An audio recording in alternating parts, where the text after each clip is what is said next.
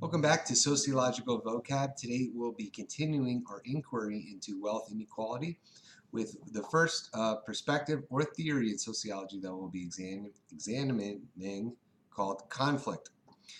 Conflict perspective has been contributed by a lot of thinkers over the years, but it's mainly attributed to being formed by a man named Karl Marx. You can Google Karl Marx right now. This guy with the big beard. He's famous for, among other things, he co-wrote the Communist Manifesto.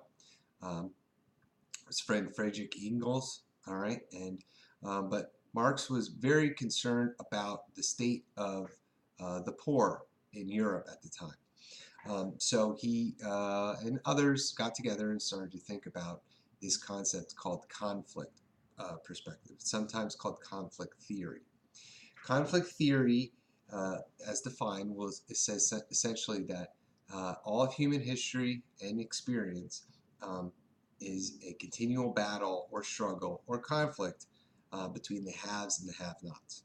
Okay, between those in power and those that aren't in power. If you want to sound fancy on the internet, you could say the bourgeoisie and the proletariat, because he used those terms. It's basically whoever has power will do anything to manipulate to stay in power at the expense of those without power, which is why it's still relevant today, because it's not just about money. It could be about race. There's conflict perspective on gender. Okay. On sex, on all types of anytime there's a power disparity, conflict perspective can lend a hand.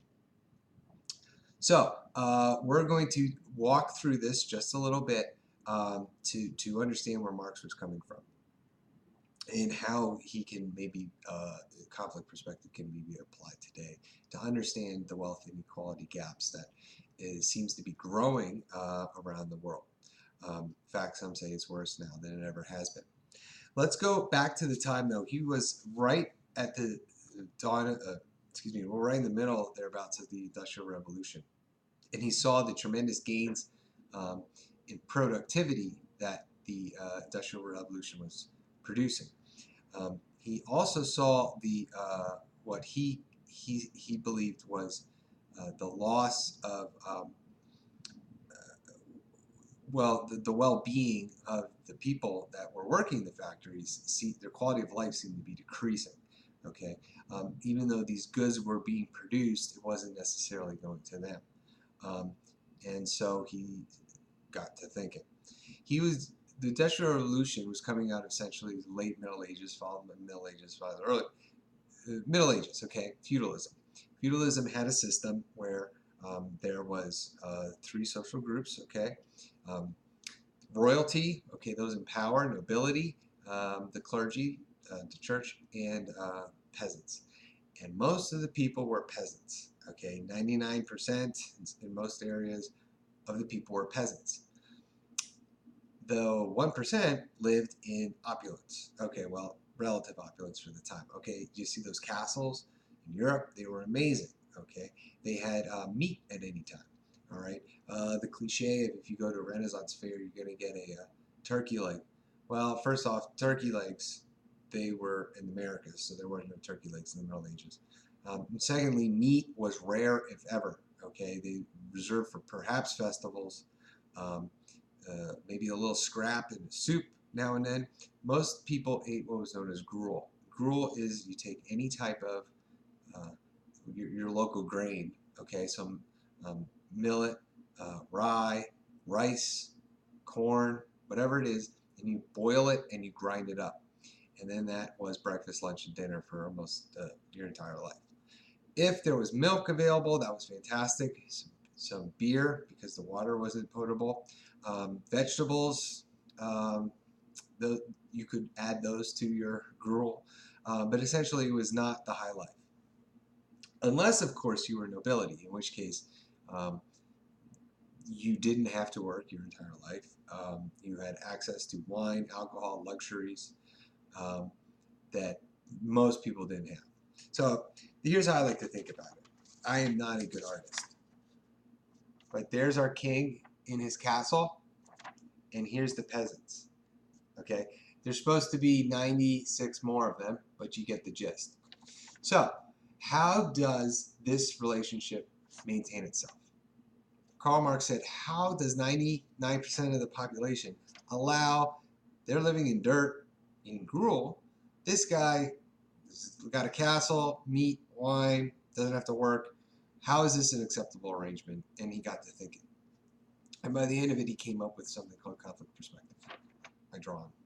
So, what would be the first step that you would do? Well, the first step would be probably to take one of these guys, give him something sharp and pointy. It's hard to do. There he is. Okay, have him stand out front and basically say, anyone gets too close, you stab him with the pointy end. Okay, so the first thing, and as you take notes on this, I'm going to mention things that Karl Marx would talk, or conflict perspective would talk about. First thing is the threat of violence, okay, or what they would call the monopoly of violence, and that the state has the only control on to commit violence. So if you talk against the state, you can die, okay, and that's still on the books, actually.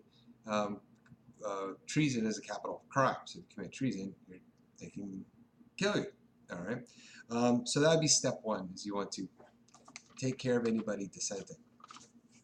That means going against.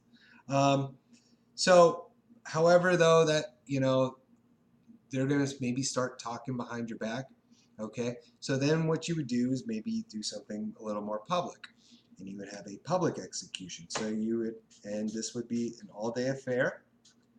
All right, now I'm going to have a guy, yeah, okay, and that would be public, and they would make it long, and there would be, it wouldn't be a quick execution, it would be very much drawn out, but this goes against with the threats of violence. And then sometimes they would just hang you right from the castle walls and let your body parts hang so that everyone could see. In Germany today, they still have cages hanging from, I think it's either city town hall. Feel free to look that up. But the reminder was, don't talk against this arrangement. This arrangement is good for us. You guys have no information. Speaking of it, the second thing we can do is information control. Okay, so you did not have any access to education. All right, the education was coming strictly from you. Also, there was one other source of education. Okay, the king wasn't necessarily going to buy you a house or build you a house. That was on you on your free time. Speaking of free time, he didn't have any free time. But if you had some, you might want to dig a hole or put up some sort of shanty so that you could go get his crops. This is the world that Karl Marx saw coming from the Industrial Revolution.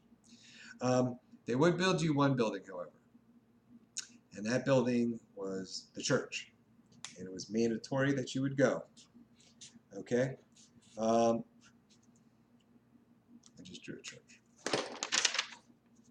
Ta-da! Karl Marx was not a really big fan of religion. His quote was, "Religion is the opiate for the masses." And what he said was, in conflict perspective, was that you had to go to this church, okay? And when you got there, the message would be that this mortal plane, this existence that we're in right now, is meaningless. Doesn't mean anything.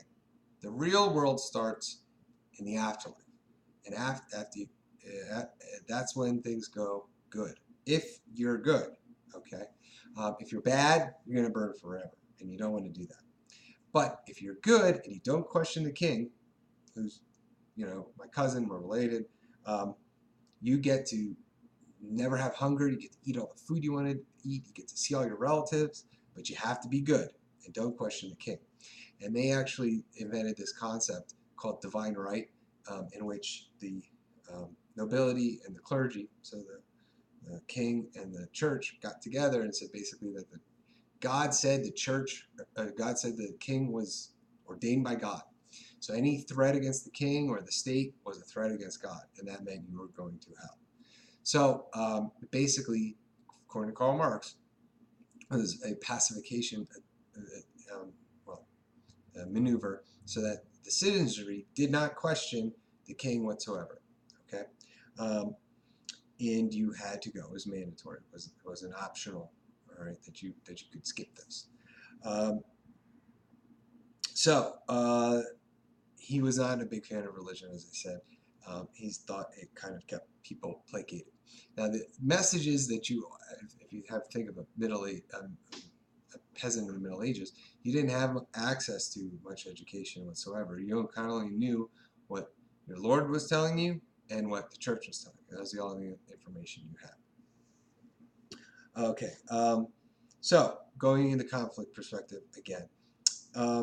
If you remember the concept of the other, humans need an enemy, all right? And they were given a certain enemy in the devil when they through Christianity.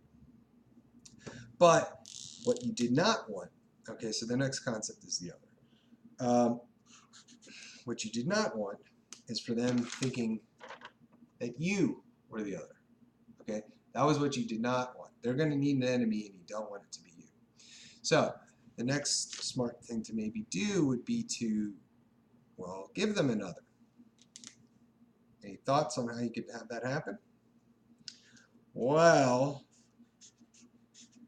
the lords of the Middle Ages thought of something. And what they thought of was their neighbors.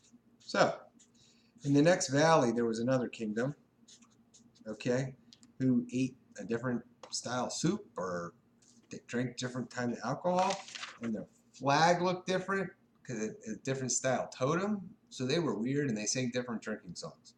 So, how about you get in between the two of them and you fight? And if you win and bring anything back, we'll throw a festival for you. This essentially became what is known as war. But Karl Marx was not a fan of war either. He said, one of the quotes attributed to conflict perspective, that the only good war worth fighting is a class war.